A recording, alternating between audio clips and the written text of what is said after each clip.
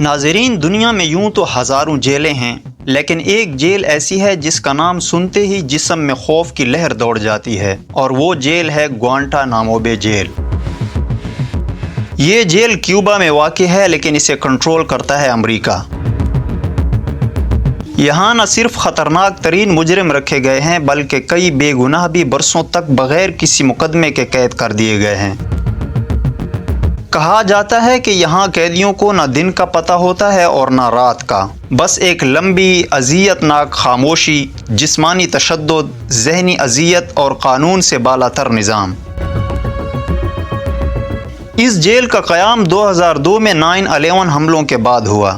اس jail میں اکثریت مسلمان قیدیوں کی ہے، جنہیں خاص کر افغانستان اور پاکستان سے پکڑ کر لایا گیا تھا۔ اس جیل میں مسلمان قیدیوں کو جسمانی تشدد کے علاوہ مختلف طریقوں سے ذہنی اور نفسیاتی اذیت دی جاتی ہے، جن میں ایک قرآن پاک کی توہین کرنا ہے۔ اس ویڈیو میں آپ گوانتانامو بے کے قیدیوں کی زبانی جانیں گے کہ کیسے ان کے سامنے قرآن پاک کی توہین کی جاتی تھی۔ ناظرین، یہ ہیں گوانٹانامو بے سے رہائی پانے والے قیدی نمبر JJAI 20356 محمد طارق، جن کا تعلق مالاکنڈ ایجنسی سے ہے۔ 9/11 حملوں کے بعد ان کو بھی گرفتار کر لیا گیا اور چند دن شبرغان جیل میں گزارنے کے بعد امریکی FBI کے ہاتھوں دوران تفتیش گوانٹانامو بے کیمپ لے جانے والے مجاہدین میں شامل تھے۔ ان پر بھی شبرغان ہی سے مظالم کی داستان شروع ہو گئی تھی۔ کیمپ میں دوران قید ان 3 سالوں کی مختصر رودات سناتے ہوئے ان کا کہنا تھا کہ ان 3 سالوں کے دوران کوئی بھی ایسا دن نہیں گزرا جس میں کسی نہ کسی شکل میں قرآن پاک کی بے حرمتی نہ کی گئی ہو۔ محمد طارق نے کہا کہ تفتیش کے دوران قرآن مجید کی بے حرمتی اور اسلامی عقائد کا مذاق اڑانا معمول تھا۔ معمولی سی خلاف ورزی پر داڑیاں، بھویں اور مونچھیں مونڈ دی جاتی تھیں۔ ایک سعودی قیدی عبدالہادی کے جسم پر تفتیش کے دوران امریکہ اور اسرائیل کے پرچم لپیٹ دیے گئے اور تفتیشی افسر نے قرآن مجید پر کھڑے ہو کر ان سے سوالات پوچھے۔ محمد طارق نے کہا کہ اس کیمپ کی نگرانی امریکی جنرل ملر کے حوالے تھی۔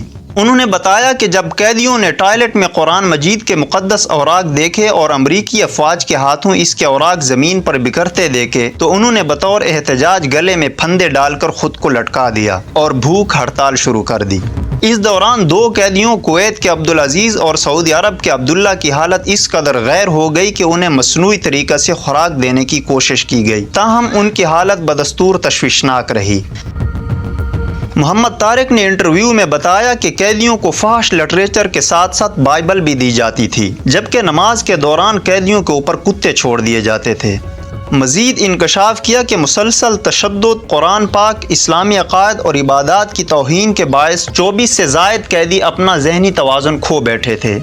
تفتیش کے دوران نیم برہنہ خواتین کو لا کر ان کے ذریعے قیدیوں کو دعوت گناہ دی جاتی تھی، تاہم قیدی ان خواتین کی طرف کوئی توجہ نہیں کرتے تھے، جن کی حوصلہ مندی کو دیکھ کر 5 امریکی سپاہیوں نے اسلام قبول کر لیا اور بعد میں ان کو کیمپ سے نکال دیا گیا۔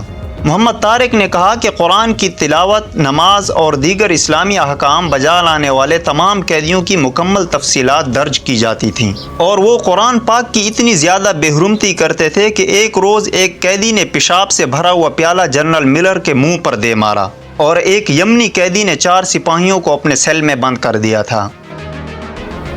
محمد طارق نے بتایا کہ بعض قیدیوں کو خواب میں رسول اللہ صلی اللہ علیہ وسلم کی زیارت ہوئی، جس میں آپ صلی اللہ علیہ وسلم نے تمام قیدیوں کو سلام بھیجنے کے لیے فرمایا اور انہیں جنگ بدر کے صحابہ کرام کے برابر اجر و ثواب کی بشارت دی۔ انہوں نے کہا کہ بعض قیدیوں کا امتحان لینے کی غرض سے انہیں امریکی ویزے اور نیشنلٹی دینے کی پیشکش بھی ہوتی رہی، تاہم قیدیوں نے ان پیشکشوں کو یکسر مسترد کر دیا اور کہا کہ وہ اپنے جہاد کا اتنے سستے دام و سودا نہیں کر سکتے۔ ایک دوسرے قیدی محمد معزون، جو کہ ایک معذور قیدی تھے، انہوں نے اپنی داستان کرب سناتے ہوئے کہا کہ بہت دفعہ ایسے ہوا ہے کہ ہمارے سامنے قرآن مجید کو کینچیوں سے کاٹا گیا اور پھر ان پر پیشاب کر دیا گیا۔ ایک دفعہ ہمارے سامنے ریڈ کراس کی موجودگی میں قید خانے کے تمام قرآن مجید کے نسخوں کو پھاڑ دیا گیا۔ انہوں نے اس کتاب کے ساتھ اس طرح سے سلوک کیا کہ گویا یہ کوئی گندی چیز ہے۔ جب ہم مسلمان قیدیوں نے احتجاج کیا تو اس کے جواب میں ہمیں تشدد کا نشانہ بنایا گیا۔ جب بھی قرآن مجید کے ساتھ اس طرح کا گندا عمل کیا جاتا تھا تو ہم بھوک ہڑتال کر دیتے تھے اور ہمیں پھر تشدد کا نشانہ بنایا جاتا تھا۔ ایک اور قیدی عبد الرحمن احمد کہتے ہیں کہ کوئی بھی منظر اس سے زیادہ غمناک نہیں ہوتا کہ قرآن مجید کو غلاظت میں لت پت دیکھا جائے۔ انہوں نے کہا کہ میں اپنے ساتھ ہر طرح کا تشدد برداشت کر سکتا تھا، لیکن یہ منظر میرے لیے ناقابل برداشت ہوتا تھا کہ ایک امریکی فوجی قرآن مجید پر کھڑے ہو کر رقص کرتا تھا۔ احمد بگرام بیس کے ایک واقعہ کو یاد کرتے ہوئے ان کا کہنا تھا کہ ایک امریکی فوجی عورت ہمارے سیل میں تلاشی کے لیے داخل ہوئی تو اس کے ساتھ ایک کتا بھی تھا۔ تلاشی کے دوران اس نے کتے کو قرآن مجید سنگھایا اور احمد کہتا ہے کہ مجھ سمیت 70 دوسرے قیدیوں کو پنجگانہ نماز اور تلاوت سے کافی عرصہ روک دیا گیا تھا۔